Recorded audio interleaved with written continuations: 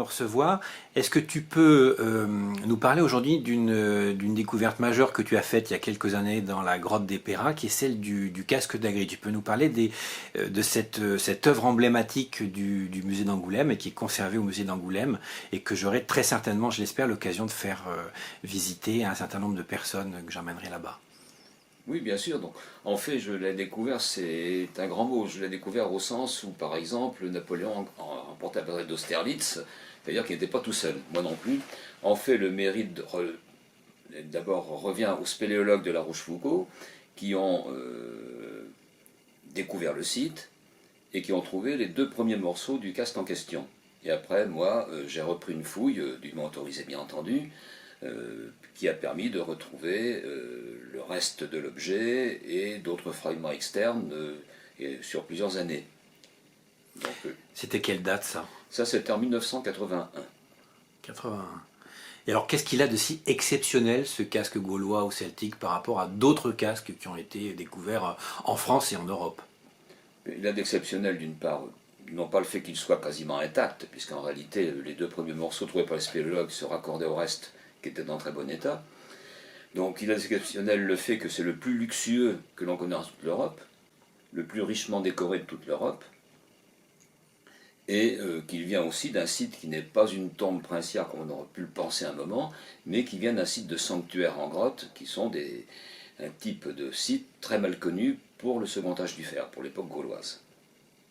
Bon, ensuite, on sait que cette production, les spécialistes ont beaucoup discuté sur le lieu de production de l'objet, et il appartient à un petit groupe de 5 ou 6 en tout, qui sont tous concentrés en Gaule de l'Ouest et du Sud, entre Mont-Laurès, près de Narbonne, et Saint-Jean-Trolimont en Bretagne, sauf un en Italie du Sud, mais qui vient d'une tombe qui n'est pas une tombe gauloise, mais une tombe d'un prince italique, qui est soit une prise de guerre, soit un cadeau diplomatique, on ne sait pas, mais en tout cas pas une tombe gauloise. Et ces indications de la carte actuelle des provenances connues indiqueraient une fabrication probablement quelque part en Gaule de l'Ouest, et peut-être avec de l'or du Limousin. Quels sont les matériaux qui ont été utilisés? Alors c'est une production assez complexe en fait. Au départ, c'est un casque en fer, tout ce qu'il y a de plus banal. Un casque courant, un casque de guerre, donc pas de problème. Bon, mais il a été ensuite recouvert d'une série de feuilles de bronze produites soit repoussées, soit à la cire perdue, qui elles portent un décor très complexe, qu'on pourra le voir sur les photos. Et sur ce décor très complexe vont être plaquées des feuilles d'or. Donc le casque est entièrement couvert de feuilles d'or. Et ensuite, tous les alvéoles du décor sont remplis par des éléments en corail, mais corail soigneusement sculptés, donc de godron et autres motifs. Donc, et ces rivets, ces éléments de corail sont tenus par des rivets qui eux-mêmes sont en argent, avec une tête séparée qui elle est en or.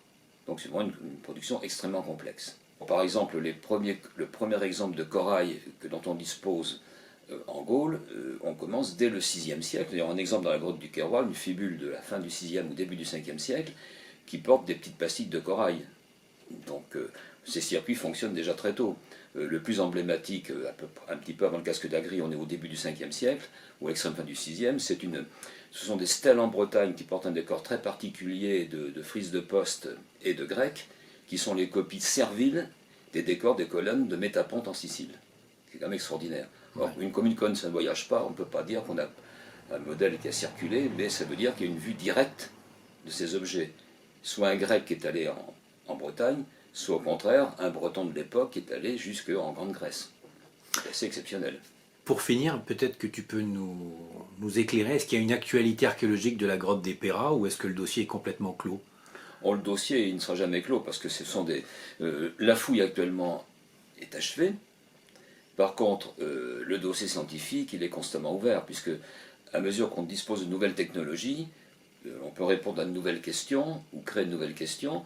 D'ailleurs, c'est tout à fait actualité puisqu'on est en train, avec mon collègue Stéphane Verger, maintenant directeur du Musée national romain à Rome, en train de relancer la publication, parce que ça fait 40 ans qu'il est découvert, il n'est pas encore publié vraiment, sauf des petites choses rapides, et tout un programme, on peut lancer une publication pour en rendre compte, tout un programme scientifique qui a été réalisé au laboratoire des musées de France, au musée du Louvre, avec des données tout à fait nouvelles. Donc si tout va bien, disons en gros dans 1 an, ce livre sera disponible. Bon, on va tous l'acheter alors, hein, et il va orner notre bibliothèque, Oui, j'espère. il faut ça en toute bonne bibliothèque, en tout cas en toute bonne bibliothèque de Charentais. Ok. Ben, merci beaucoup, José, de nous avoir reçus aujourd'hui. Donc, effectivement, il faut absolument voir au moins une fois dans sa vie ce magnifique casque, et pour ça, il faut venir à Angoulême. Exactement.